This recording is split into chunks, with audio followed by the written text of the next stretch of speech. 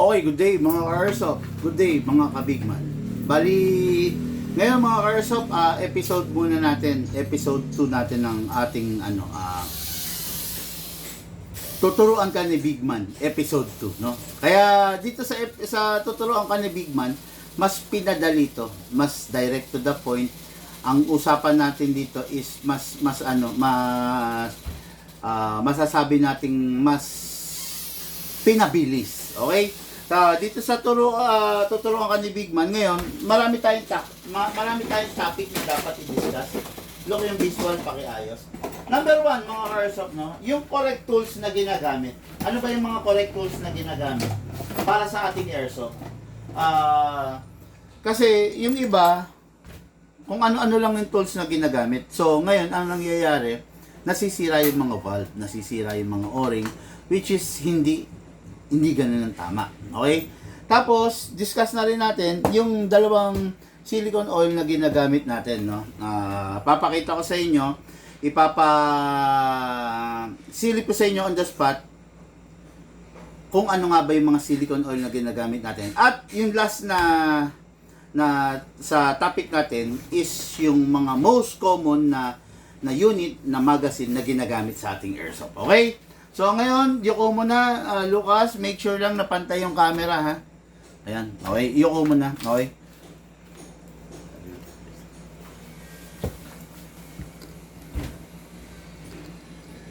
Ayan, niyuyuko lang ni Lucas, ha? Ayan, okay.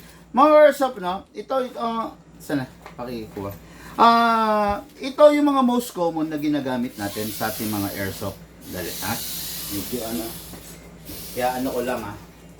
Set ko lang para walang, ayan. Okay, kasi ng camera eh. Ayan. Para yung ilaw, hindi bawas. Ayan. Okay, yan. Tulad nga sabi ko, ito yung mga most common. When I say most common, yung pinaka, madalas, no? Pinaka madalas gamitin pagdating sa mga magazine. Okay? At saka, paano yung pag-dismantle niya? Kasi, saan galing ito? Naiinis ako na mali yung pag-dismantle, mali yung mga ginagamit na tools, no? So, ang tendency, imbis na minor lang yung magiging damage, matindi yung nagiging damage eh. Okay? Ito, mga Airsoft, no? Yung una nyo makikita, this is a high kappa magazine. Yan. Common to, makikita niya sa mga high kappa na unit, mostly high kappa na unit. Okay? Yan. Then, syempre, hindi mawawala, Glock magazine. Yan. Ito, Beretta magazine. Yan to. Then, the 1911 magazine. Okay. Ayan, ha. Ngayon, set aside muna natin to. Pakita natin yung tools na ginagamit. Okay? Mga Airsoft, ito yung tools na ginagamit pag magkakalas tayo ng inlet valve. Yan. Hindi po flat screw ang ginagamit, ha. Yan. Kuha tayo. Yung iba kasi ang ginagamit nila flat screw. So hindi po ganito ang ginagamit. Ang tendency pag ganito ang ginamit mo, mapipingas, no, yung mga labi nung mismong inlet valve mo, ha. Kaya ganito ang ginagamit. Hindi siya flat screw, ha. Kung makikita nyo, dalawa yung sungay niya, distributed ang force dyan, no? Ayan, ayan. Distributed pag magdi-dismantle kayo. Okay? Then, itong ginagamit naman, pangkalas ng output valve. Hindi rin flat screw na malaki. Okay? Pag gumamit kayo ng flat screw na malaki, sisirain nyo lang yung output valve nyo. Then, itong ginagamit na to, ginagamit ko to pang tulak, no? Pang punch. Okay? Yan, mamaya makikita nyo kung paano ginagamit to. Then ito, ang ginagamit ko naman, I don't know kung saan ko nakuha to, kung bakit meron ako nito, pero parang binigay ito ng isa sa mga client. Ito yung pang-alis ng o-ring. Pang-alis at saka pagbalik ng o-ring. Yan, okay? Yan yung mga common. Tapos, sa topic number 3, ito yung pop dye, no, na silicone oil. Ito ginagamit to sa mga o-ring, sa mga bandang loob. Kasi malapot to. Hindi to ginagamit as pang-lubricate sa mismong unit natin. Okay? Pag ginamit mo to na pang-lubricate sa unit, ang tendency nito is mahihirapan yung barrel na mag-blow back. Oops. Naghahang ako. Meron ba? O, dito lang. Naghahang eh. Yan. Mahirapan yung barrel na mag-blow back. Okay? Tapos ito, ito, kakaibang oil kasi to, kaya gumagamit tayo nito kasi ano to, low viscosity. Ibig sabihin, hindi siya malapot. Okay? Yan. Special oil to ng Bigman eh. Okay, so start tayo. Paano ba ang pagkalas ng isang high kappa magazine? Number 1, ayan. Itong silbi nito, ayan. Itutulak nyo to, itong first hole. Okay? Itutulak nyo.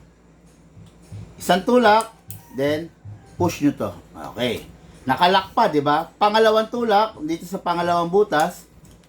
Okay, ayun. Ayun na yun. Bali ito kasi, naglalak to sa pamamagitan nito. Ayan ha. Ayan. Ulit. Oh, pasok natin ha. Ganun din. Ganun pa rin ha. Oh, okay. Okay, unang tool, ayan oh. Hindi siya lalabas eh. So, para mabuksan mo yan, unang tulak sa unang butas. Okay. Pangalawang tulak sa pangalawang butas. That's it. Ayun na. Okay. Tapos, kailangan ninyo ng screwdriver para mabaklas nyo yung screw. Screw type kasi ang high kappa magazine. Okay. Baklasin natin. Luwagan natin. Ayan. Ayan. Inalis lang natin yung pagkakasikip, no? Tapos gagamit tayo ng power tools para mabilis. Okay. Kung meron kayo ng ganito, mas maganda. Kung wala naman, okay lang rin. Yun nga lang, matagal kayo mag-iikot ng screwdriver. Okay? Pero ngayon, meron tayo nito, mas mabilis nating mabubuksan. Ay, sorry.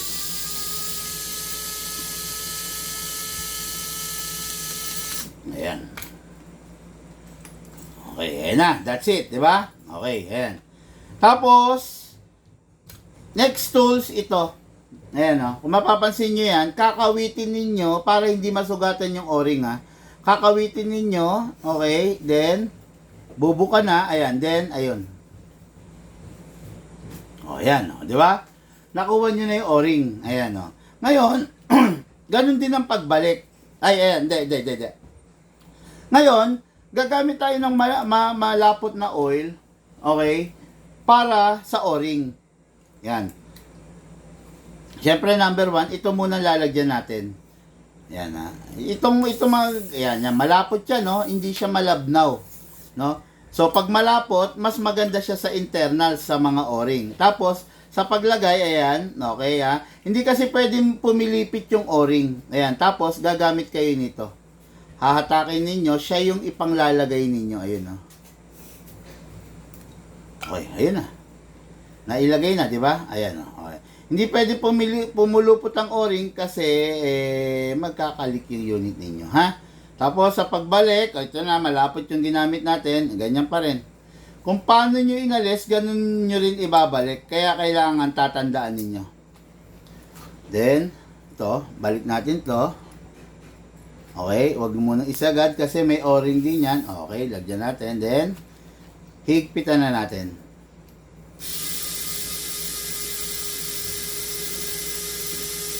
Okay, ginamit natin to para maibaon natin yung mahabang tornilyo. Ngayon, ang panghihigpit pa rin natin, itong screwdriver. Medyo taas mo konti. Masyadong mababa. Yan.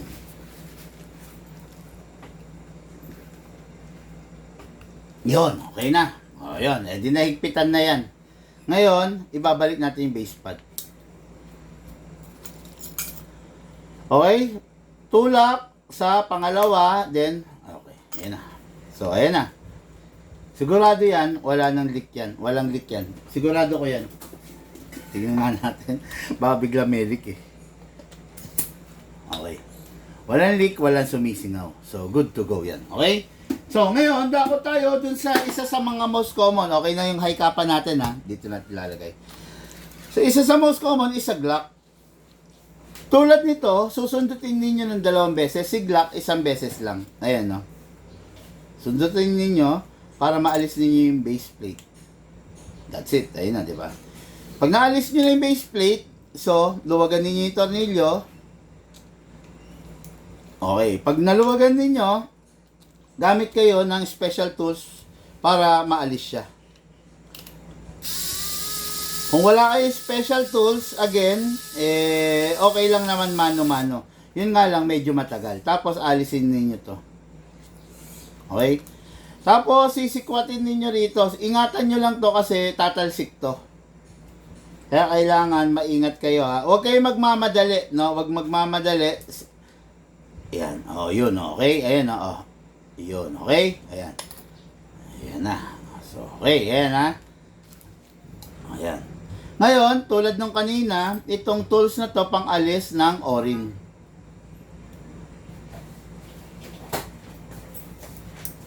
Yun, di ba? Okay. Tapos, lagyan natin ng malapot na silicone oil. Tandaan nyo, yung itong Pop Dyno, ginagamit lang to sa mga o-ring ha. Hindi to pwedeng pan-lubricate ng barel kasi masyado siyang malapot. Pag masyado malapot, ang tendency, yung baril ninyo, nahihirapan mag-blow back kasi malagkit. Okay? Then, ito yung gagamitin ninyong pambalik. Ayan. 630 Ha? 630. Bukas sa wallet ko. Ayan. Okay na yan. Tapos ito, yung sinabi ko, ayan, dahan-dahan, ibaba ninyo. Tapos ito, babalik nyo lang ha, kung paano nyo inalis. Okay? Tapos balik yung screw, then sprayan. Okay. Okay, then, ito na.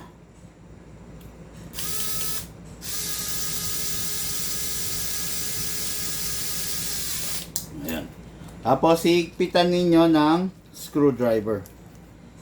Okay. Okay na yan. Balik nyo na to. That's it. Ngayon, tignan natin kung may leak pa. Okay. Walang leak. Okay? Okay, tapos na tayo rin sa dalawang most common. Ngayon, dako tayo rito sa Beretta. Itong Beretta, mga ka-airsoft, napakaselan nito. Okay? Pag sinabi ko napakaselan, hindi pwedeng basta-basta kayo pupukpok dito. Merong side na dapat yung pagpupukpukan nito. Okay? Ito katulad nito, pupukpukin ninyo, facing yung spring nakaharap sa inyo, dito kayo pupukpok. Ayan o. Ito ang silbi nito. Kuha tayo ng hammer. Ito. Okay? Ito ang silbi nito. Okay? Yan ang silbi niya, no? Okay, ayan ha. Bakit? Ganito ha. Bakit kailangan facing dito? Bakit kailangan nakaharap dito? Bakit hindi pwede nakaganon? Kasi mga ka-airsoft, ito yung shafting nito. Mali ata ako ah. Ito, yung shafting nito kasi, dapat hindi lalabas sa kabilang side. Kasi, mga airsoft, ano to, luluwang, no? Luluwang. Hindi nyo kailangan mapapatagos dun sa isang sa kabilang side, ha? Luluwang yan.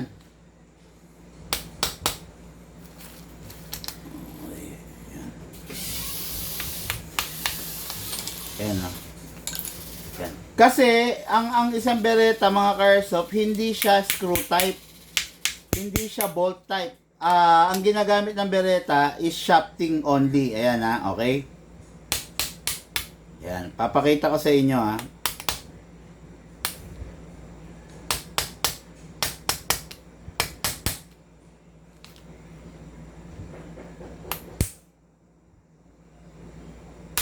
Yun. Okay. Ayan ha. Kung mapapansin niyo yung shafting ng Beretta, merong part dyan na naka-knurling. Alisin lang natin. Ayan. Merong part dyan na naka-knurling. Ito, merong part na naka-knurling, merong part na magaspang. Bali ang mangyayari, ito yung ulo. Then, ito yung mismong bottom part niya, yung tip. Ito. Okay? Yan. Hindi pwedeng magkapalit yan, hindi pwedeng lumabas doon sa kabila, ganun, hindi pwede. Kasi, ang mangyayari is masisira yung Beretta nyo, luluwang. Okay?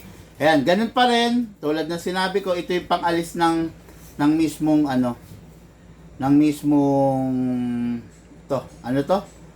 O-ring, okay? Ngayon, yan yan yung mismo pang-alis ng o-ring Ngayon, sa pagbalik, syempre, tulad pa rin na sinabi ko, lalagyan ninyo ng malapot na oil. Yung Pop Dyno, the best dyan, no? Malapot kasi yung Pop Dyno eh. Malapot tapos malagkit. Tapos pagbalik, ganun din. Yan. Siguraduhin nyo lang na tama yung pagbalik ninyo kung paano nyo inalis, ganun nyo ibabalik, okay? Yan. Tapos, ayun, kailangan ninyong medyo pukpukin. Yan, para sumentro, then saka nyo ibabalik din nyo. Kung saan ninyo pinalabas yung ulo, dapat ganun din, doon nyo rin ipapasok, ha? Kasi luluwang yan, yan naka-nerding yan, no? Kumbaga, merong ulo, okay? Hindi pwedeng magkabaliktad. Pag nagkabaliktad, sira po ang bereta nyo, ha? Yan. Okay, yan. Okay, kulang pa sa diin, ha? Kulang pa. So, medyo, yan ang silbi nito. Okay, hindi pa gaano. Konti pa.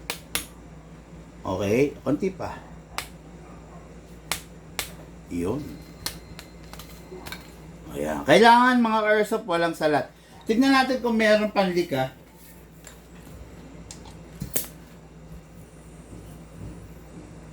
Parang meron ako naririnig.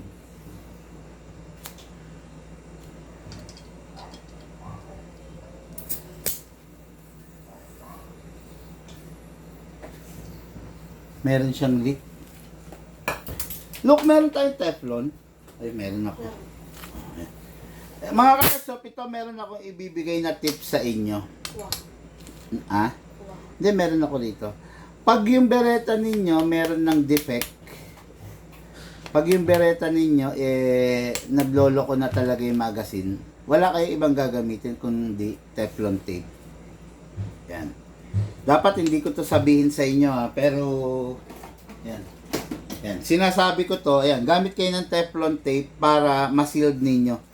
Kasi talagang ang bereta, mga airsoft, lubha talaga na, yun nga, kung sakasakaling nagka-problema, kailangan madiskarte kayo, no? Kaya katulad nito, talagang totally, ano na kasi siya, matagal na rin yung bereta, so, bago dumating sa atin tong unit na to, sa totoo lang,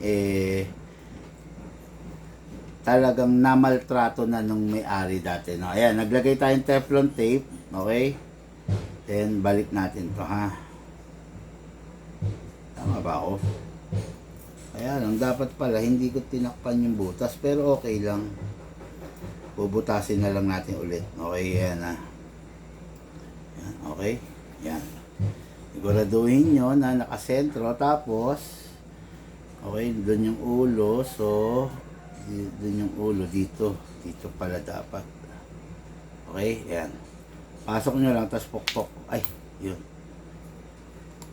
Yan, medyo kumpara mo sa ibang unit, medyo mahirap talaga si Beretta. Hindi siya ganun ka-friendly i-troubleshoot, iayos, no? Yun ang downside talaga ng Beretta, yan ha. Okay, ngayon, yan.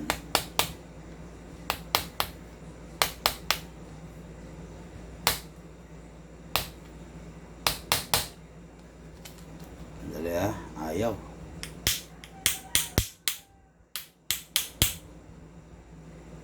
Ayaw lumabas.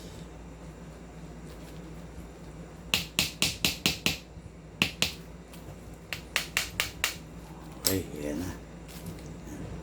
Kailangan kasi ito nakababang babae. Nakasentro. Ayaw. Ito, ayaw lumabas dito. So, kailangan medyo may puwersa tayo ha.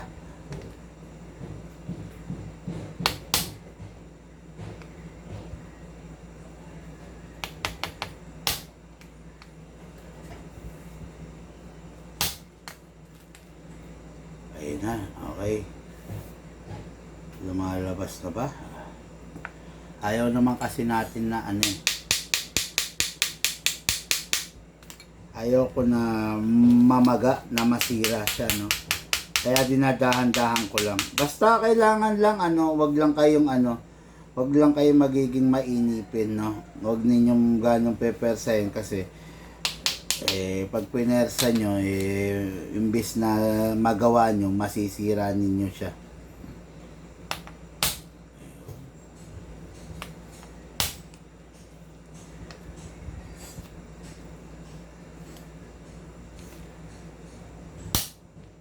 Yun, okay, yan, no?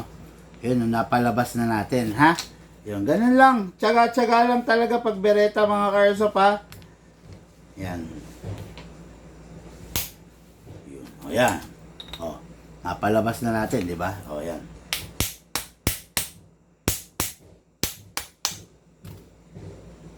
Kunti pa. Kunti pa. Umabas siya ulit, eh.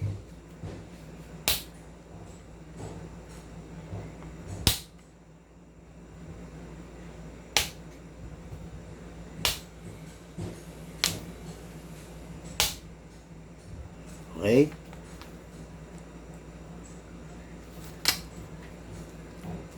Ipa. Ayan ha. Kung gaano ko kadali ginawa yung high kappa, medyo ganun katagal tong bereta. Ganyan talaga to mga airsoft, no? Actually, sanay na ako rito eh. Ngayon, tignan natin kung may leak pa siya, ha. After nating malagyan ng Teflon tape. Meron. Mas malakas. yan, dali lang. Hindi kasi natin naiayos eh. Visit to eh. Ganito talaga to eh.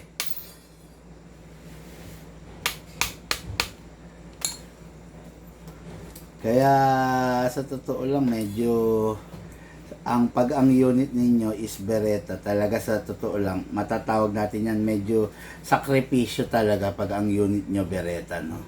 Talagang kailangan matyaga kayo.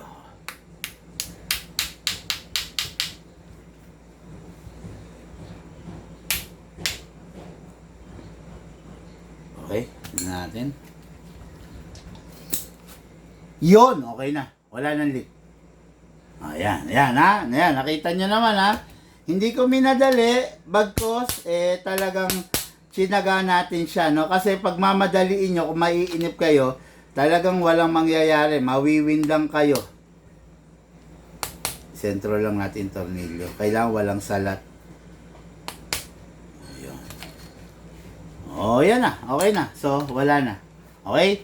Ganon din naman ng 1911. Ayan, makikita nyo, this is a 1911 magazine. Kung paano ko kinalag si Beretta, ganon din siya. Meron rin siyang shafting type. Okay? Ayan. So, tatlo ang natutunan nyo ngayong araw na to, mga ka-airsoft, no? Ang mga most common na magazine, ang mga most common tools na ginagamit na dapat kung airsoft player ka, hanggat maaari dapat meron ka nito, no, para pag sa pagto-troubleshoot, at saka yung mga iba't ibang klase ng oil na ginagamit. Okay? May nagtatanong, kailangan ba ng grasa, ng grease sa sa unit natin? Hindi natin kailangan ng grasa sa unit natin. Okay? O, Lucas, angat ang camera.